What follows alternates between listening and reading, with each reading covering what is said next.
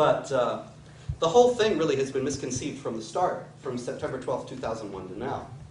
And our response needs to be drastically reformulated on a number of levels. But most notably, I think there needs to be an awareness of how exactly the battle is being fought, what the objective is, and then there will flow from that certain things that we can do in order to protect these universal human rights that are accepted by and enjoyed by people all around the world. And so there ought to be a viable coalition that could be built on the basis of defending them. Let's see, everybody I've heard from already, so yeah, go ahead. I just want you to discuss maybe about population growth in the Muslim world versus what you see the outcome is going to be. Well, the population of the Muslims in Europe is growing very quickly. The population of non-Muslims in Europe is decreasing. And so probably there will be Islamic majorities in various Western European states before the end of the century. Bernard Lewis, the great historian, said very flatly, Europe will be Islamic by the end of the century. There are numerous implications of that. I mean, certainly not all Muslims in Europe want to impose Islamic law, but there will be calls for it increasingly.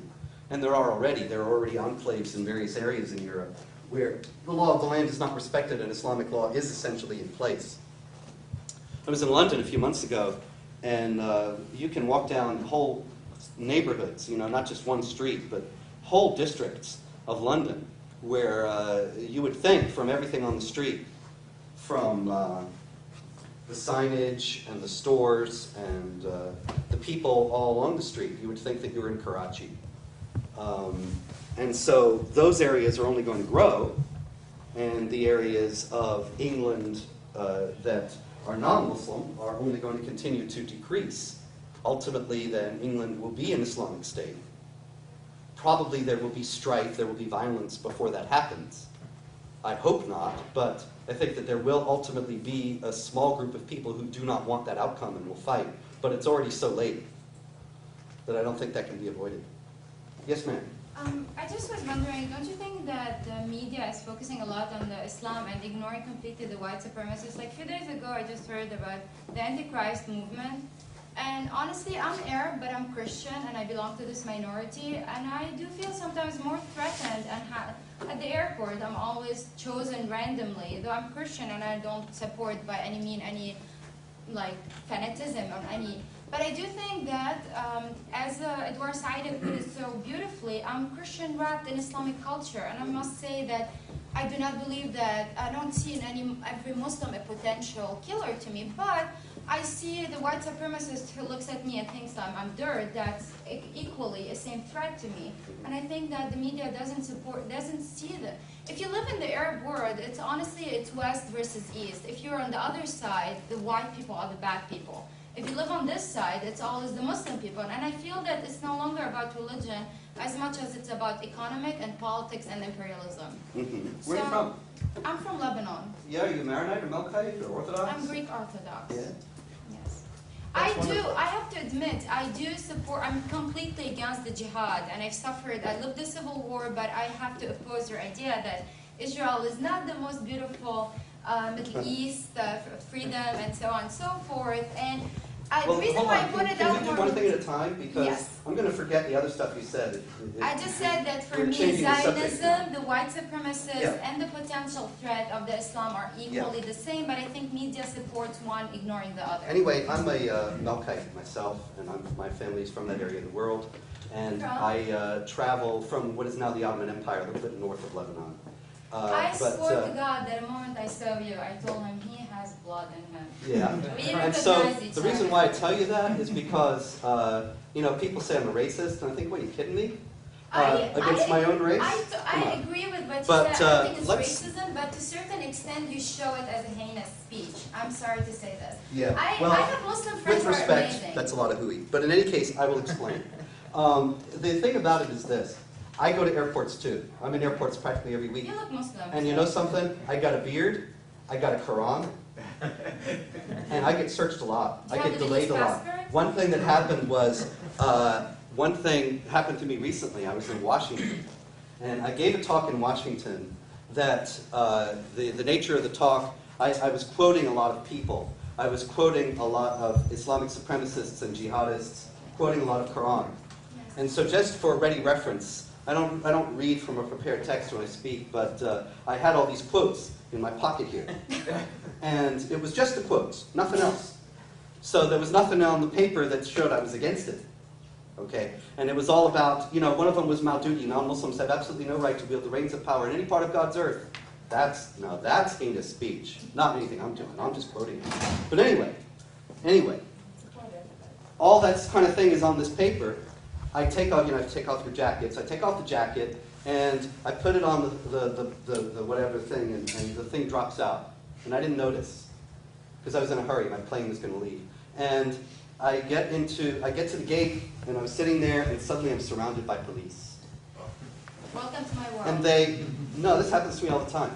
This is not the only incident. And they took the paper and showed it to me. I started laughing because I realized, there's nothing on there that says I'm against it. So I had to explain to them, and I went away and talked to them, and I explained to them, and you know something? This is the moral of the story. I don't mind. I don't mind because I know I'm not doing anything wrong, and I am an American citizen, and I love America, and so I'm happy to put up with some inconvenience so that my fellow Americans don't get blown up, so that you don't get blown up, and so that they don't get blown up on an airplane. Okay, Hold on, I'm not done. I'm not done. He doesn't get searched at the airport. Are you going to let me answer the question? Isn't that racism? I don't get to answer the question? I love you, but you have to let me answer the I question. don't love you, sir. Yeah, I know you don't, but I still love you anyway. And anyway, That's a Christian this is the value, deal. sir. Huh? That's a Christian value, sir. Yes, it is. Yes. So, if anybody is not doing anything wrong, and if anybody is against getting blown up in airports, then I think that they shouldn't have any problem. And I don't have any problem. I tell you, just on my way here, I was in the airport, and they said, we want to search your luggage again. And I said, okay. And they searched it. And then they went back and said, we're going to put this through one more time. And I was thinking, well, this is taking a really long time. What's going on? And so I went up. I went up and looked at what they were doing. And they had these two books out in a tray by themselves. And they were looking through the books. And they had them over here, and they had my luggage, and they're going through everything. I don't mind. I'd rather that they be careful, and then we're subject to some inconvenience. I'm sorry. But doesn't this I have it year as be much as you. chosen and him not because he has good eyes? No, you know what? You know why? It's an imperfect thing. It's an imperfect thing, but it doesn't anger me. Because, see, there are a lot of converts to Islam who are high up in the jihad. Adam Gaddan is from California. He's a Jewish boy, as a matter of fact. And he converted to Islam, and now he's high up in Al-Qaeda. He makes videos. Did you see the one he mentioned me? It was so nice of him. I was very honored that he noticed. But in any case, nobody would have stopped at him if he was dressed as a Westerner. Like your friend. If he was dressed like that. Your husband, excuse me. If he's dressed like that, then nobody's going to stop at him in the airport. So it's not a perfect system.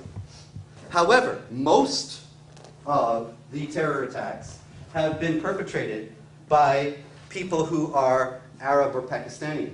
Most of them.